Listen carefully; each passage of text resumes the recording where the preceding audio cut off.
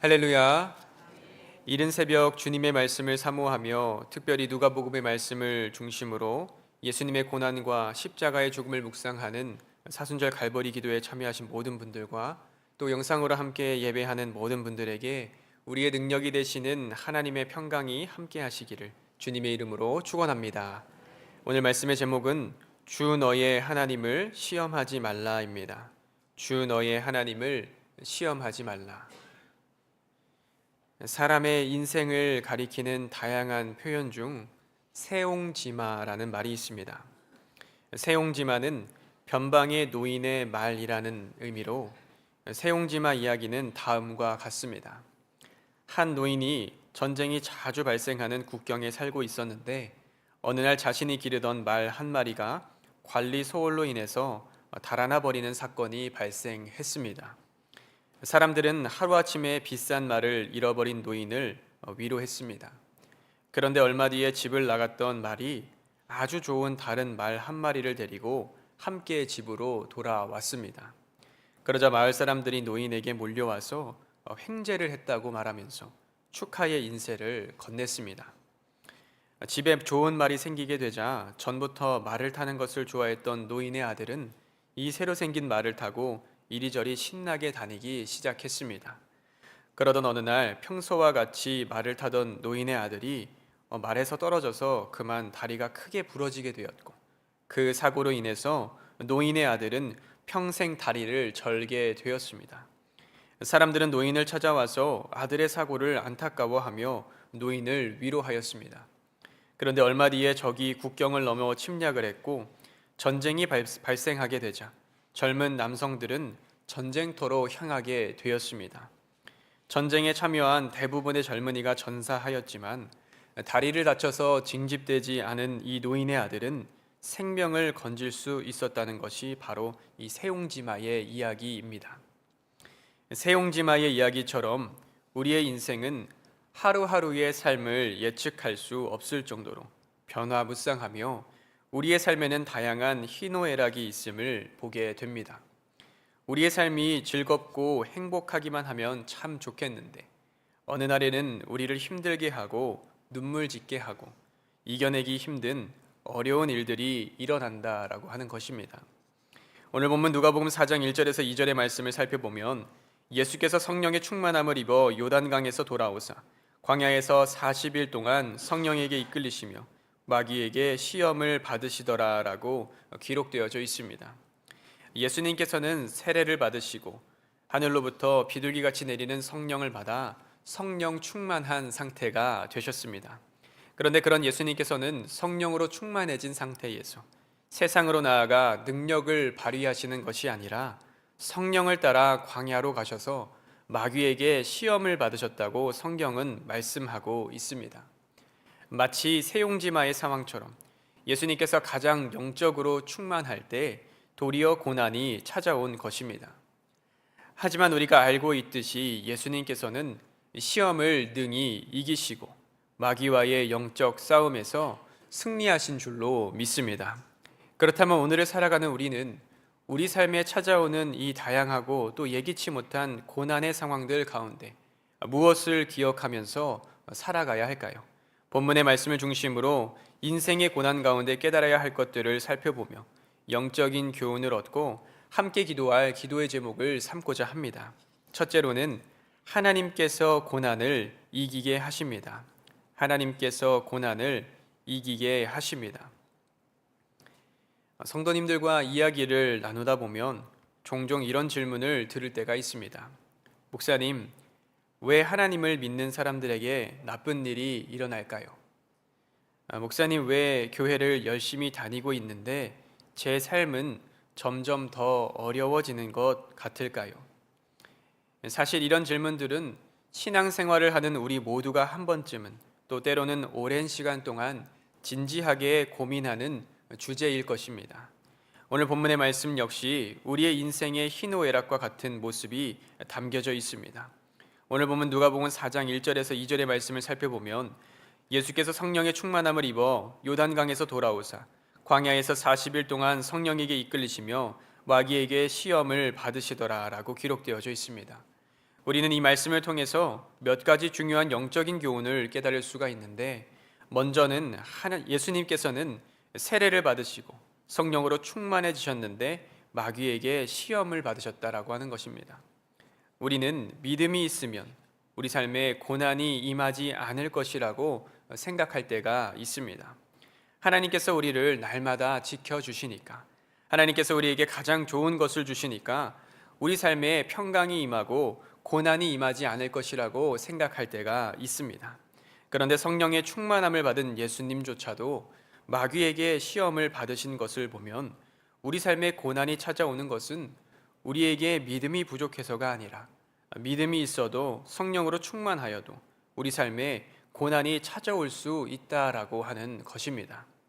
그런데 우리가 여기서 주목해야 하는 것은 믿음이 있어도 고난이 찾아올 수 있다라고 하는 것에서 멈추는 것이 아니라 하나님께서는 이미 우리의 삶에 찾아오는 그 고난들을 이길 만한 믿음을 허락해 주셨다는 것입니다. 고린도전서 10장 13절의 말씀을 살펴보면 사람이 감당할 시험 밖에는 너희가 당한 것이 없나니 오직 하나님은 미쁘사 너희가 감당하지 못할 시험 당함을 허락하지 아니하시고 시험 당할 즈음에 또한 피할 길을 내사 너희로 능히 감당하게 하시느니라 라고 말씀하고 있습니다. 예수님이 시험을 받으셨을 때는 예수님께서 세례를 받으시고 성령으로 충만해지셨을 때였습니다. 이처럼 우리 삶에 고난이 찾아올 때도 하나님은 이미 우리에게 하나님을 믿는 믿음을 주신 줄로 믿습니다. 독일의 철학자 프리드리히 니체는 나를 죽이지 못하는 고통은 나를 더욱 강하게 만든다라고 말했습니다. 우리가 세상에서 겪는 고난은 하나님께서 이미 우리에게 고난을 이길 만한 믿음을 허락해 주신 고난입니다. 그러기에 그리스도인들은 삶에 찾아오는 고난을 고난이나 부르지 않고 오늘 본문의 말씀과 같이 시험이라 부르는 것입니다. 사랑하는 성도 여러분, 하나님께서는 우리가 감당할 만한 시험만을 허락해 주시는 줄로 믿습니다. 그러기에 신실하신 하나님께서는 우리가 감당하지 못할 만큼의 시험을 허락하지 아니하시고 시험 중에는 우리가 피할 길을 예비하시고 우리가 하나님의 시험을 통해서 더욱 강한 믿음을 소유한 존재로 변화시켜 주십니다. 욥기 23장 10절 말씀에 그러나 내가 가는 길을 그가 아시나니 그가 나를 단련하신 후에는 내가 순금같이 되어 나오리라 라고 말씀하고 있는 것입니다. 그러기에 우리가 삶에 찾아오는 고난 앞에서 절망하고 넘어지는 것이 아니라 바로 그 고난의 자리에서 하나님을 찾고 또 하나님을 의지하며 나아가게 될 때에 우리를 더욱 강하게 하시는 하나님의 시험으로 말미암아 하나님을 더욱 깊이 만나며 영적인 성숙을 이루게 되는 저와 여러분이 되시기를 주님의 이름으로 축원합니다. 둘째로는 말씀을 가까이 해야 합니다. 말씀을 가까이 해야 합니다. 오늘 본문의 말씀을 살펴보면 마귀는 예수님께 세 가지의 시험을 행했습니다. 40일 동안 광야에서 금식하신 예수님께 돌을 명하여 떡이 되게 하라는 것과 높은 곳에 올라가 천하만국을 보여주며 자신에게 절하면 이 모든 것을 주겠다는 것과 예수님을 예루살렘 성전 꼭대기에 세우고 뛰어내리라고 하는 세 가지의 시험을 행하였습니다. 이 세 가지의 시험은 인간의 가장 기본적인 욕구에 대한 시험으로 예수님께서는 배고픔으로 상징되는 재물에 대한 욕구와 또 천하만국과 영광으로 상징되는 명예에 대한 욕구, 성전에서 뛰어내리라고 하는 것으로 상징되는 권력에 대한 욕구의 시험을 받으셨습니다. 그러나 예수님께서는 이 모든 마귀의 시험을 이기셨는데 예수님이 마귀의 시험을 이기신 것은 다른 것으로가 아닌 바로 하나님의 말씀으로 이기신 것을 볼 수 있습니다. 예수님께서는 오늘 본문 누가복음 4장 4절 말씀에 기록된 바 사람이 떡으로만 살 것이 아니라 하였느니라 라고 말씀하였습니다. 이 말씀은 신명기 8장 3절 말씀에 사람이 떡으로만 사는 것이 아니요 여호와의 입에서 나오는 모든 말씀으로 사는 줄을 내가 알게 하려 하심이니라 라는 말씀을 인용하신 것이었습니다. 또한 오늘 본문 누가복음 4장 8절 말씀에 기록된 바 주 너희 하나님께 경배하고 다만 그를 섬기라 하였느니라 라고 말씀하신 것은 신명기 6장 13절에 내 하나님 여호와를 경외하며 그를 섬기며 그의 이름으로 맹세할 것이니라 라는 말씀을 인용하신 것이었습니다. 또 누가복음 4장 12절 말씀에 주 너의 하나님을 시험하지 말라 하였느니라 라고 말씀하신 것은 신명기 6장 16절에서 너희가 마사에서 시험한 것 같이 너희의 하나님 여호와를 시험하지 말고 라는 말씀을 인용하신 것이었습니다. 이처럼 예수님께서는 마귀의 시험을 재물과 권력, 명예와 같은 수단을 통해서 이기신 것이 아니라 바로 하나님의 말씀으로 이기셨음을 보게 되는 것입니다. 사랑하는 성도 여러분, 예수님과 같이 우리 삶에 찾아오는 시험들을 이기기 위해서는 다른 무엇으로가 아닌 바로 하나님의 말씀으로 이겨내야 하는 줄로 믿습니다. 그런데 어떻게 하나님의 말씀으로 이 시험들을 이겨낼 수가 있을까요? 바로 하나님의 말씀을 늘 가까이 해야 하는 줄로 믿습니다. 예전에 한 작가가 이런 말을 하는 것을 들은 적이 있습니다. 책을 읽는 것은 책은 읽을 것을 사는 게 아니라 사놓은 것 중에 읽는 것입니다. 이런 말을 들은 적이 있습니다. 제가 이 말을 처음 들었을 때는 이 말의 의미를 잘 이해할 수가 없었습니다. 그런데 오늘 본문의 말씀을 묵상하면서 이 말이 예수님과 같이 시험을 이기는 방법을 깨닫게 하는 이야기라는 생각이 들었습니다. 우리가 하나님의 말씀으로 시험을 이겨내기 위해서는 평소에 우리가 하나님의 말씀을 가까이 하며 그 말씀을 주야로 묵상하는 것이 필요합니다. 왜냐하면 위기의 순간에, 고난의 순간에 우리를 붙들어주는 말씀은 우리가 전혀 모르고 있던 말씀보단 우리가 평소에 묵상했던 그 말씀들이 우리를 붙들어주는 것이기 때문입니다.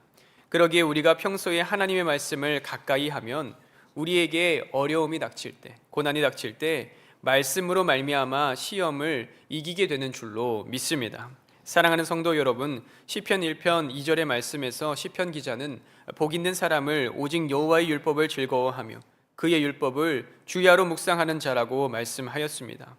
날마다 하나님의 말씀을 가까이 하며 주야로 말씀을 묵상함으로 하나님의 말씀을 통해 우리 삶에 찾아오는 시험을 능히 이기게 되는 저와 여러분이 되시기를 주님의 이름으로 축원합니다.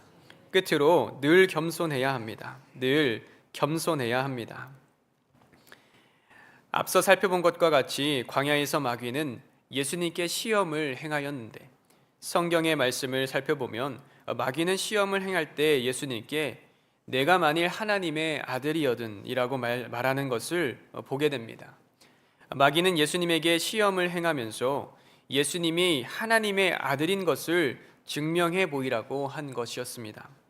누가복음 3장 22절 말씀에 예수님이 세례를 받으시던 장면을 살펴보면 하늘로부터 너는 내 사랑하는 아들이라 내가 너를 기뻐하노라 라는 음성이 들렸다고 말하고 있습니다. 예수님은 하나님의 아들이시기 때문에 자신이 하나님의 아들이심을 증명해야 할 필요가 없었습니다. 그럼에도 불구하고 마귀는 예수님을 시험하며 마치 자신이 시험한 것을 행해야지만 예수님이 하나님의 아들이심을 증명해야지만 되는 것처럼 예수님을 속였습니다. 마귀가 예수님에게 능력을 행함으로 하나님의 아들인 것을 증명하게 한 것은 예수님께서 자신의 능력을 이 세상의 사람들을 구원하기 위해서가 아닌 예수님 자신을 위해서 행하도록 한 것이었습니다. 그러나 예수님께서는 그런 마귀의 시험을 하나님의 말씀으로 이기시고 자신을 위하여 능력을 사용하지 않으셨음을 보게 됩니다.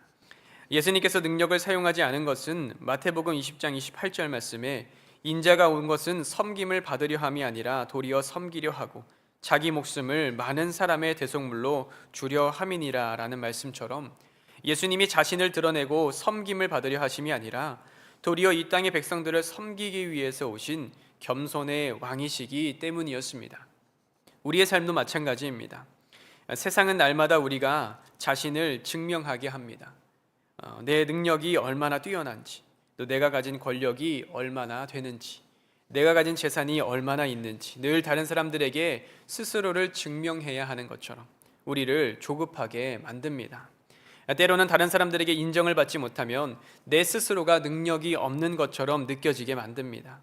그러나 우리는 이런 세상의 시험 앞에서 예수님과 같이 겸손한 모습으로 낮은 자리를 찾아가야 할 줄로 믿습니다. 오늘 본문의 말씀을 살펴보면 예수님께서는 세례를 받으시고 성령으로 충만해진 상태에서 세상으로 나아가 능력을 발휘하시는 것이 아니라 성령을 따라 광야로 가셔서 마귀에게 시험을 받으셨다라고 기록되어져 있습니다. 예수님께서는 성령으로 충만하셨고 하나님의 아들이시기 때문에 복음서에 기록된 것과 같이 다양한 기적과 놀라운 일들을 일으키실 수가 있었습니다. 아마도 그랬다면 사람들은 예수님의 능력을 보고 예수님을 칭송하였을 것이었습니다. 그러나 예수님께서는 사람들에게 칭송을 받는 자리로 가지 않으시고 성령에게 이끌리어 겸손히 아무도 없는 고독과 외로움의 자리인 광야로 가셨음을 보게 됩니다. 복음서의 말씀을 살펴보면 예수님께서는 이적을 행하신 다음에 많은 사람들이 예수님을 따르려고 할 때마다 무리들과 떨어져서 한적한 곳을 찾으셨고 또 조용한 곳에서 하나님께 기도하셨음을 보게 됩니다. 이처럼 예수님께서는 사람들의 칭송과 높임을 받는 자리는 늘 피하시고 늘 겸손하심을 유지하시기 위해서 한적한 곳을 찾아 하나님께 기도하는 생활을 하신 줄로 믿습니다.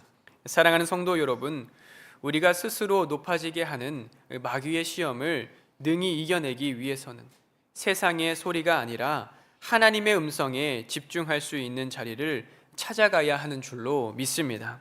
예수님은 그런 자리를 사람들에게 칭송받는 자리가 아니라 겸손한 자리, 낮은 자리, 기도하는 자리라고 말씀하셨습니다. 그러기에 우리는 날마다 기도의 자리를 향해 나아가야 합니다. 세상의 소리가 아닌 하나님의 음성을 들어야 합니다. 그때에 하나님의 음성 안에 담긴 하나님의 뜻을 발견함으로 우리 삶에 찾아오는 시험을 능히 이기게 되는 저와 여러분이 되시기를 주님의 이름으로 축원합니다. 기도하겠습니다. 거룩하신 하나님, 이른 새벽 저희를 주의 전으로 불러주시고 생명의 말씀을 허락하여 주시니 참으로 감사를 드립니다. 삶에 찾아오는 고난들 앞에 절망하고 낙심하며 넘어지는 것이 아니라 주님의 말씀을 의지하며 시험을 능히 이겨내게 하여 주시옵소서. 날마다 주님의 말씀을 가까이 하게 하시고 겸손하신 예수님을 본받아 낮은 자리에서 하나님의 음성에 귀를 기울이게 하여 주시옵소서. 이 시간 간절한 기도의 제목과 함께 하나님 앞에 드린 귀한 예물이 있습니다. 하나님 나라를 위하여 귀하게 사용하여 주옵시고 간절한 마음으로 기도하는 모든 기도의 제목들이 하나도 땅에 떨어지지 아니하고 하나님의 때에 응답되게 하여 주시옵소서. 이른 새벽 하나님의 전에 나와 기도하는 모든 기도의 제목들을 기억하여 주시고 기도하는 가운데에 하나님을 만나는 베델의 은혜가 있게 하여 주시옵소서. 예수님의 이름으로 기도하옵나이다. 아멘.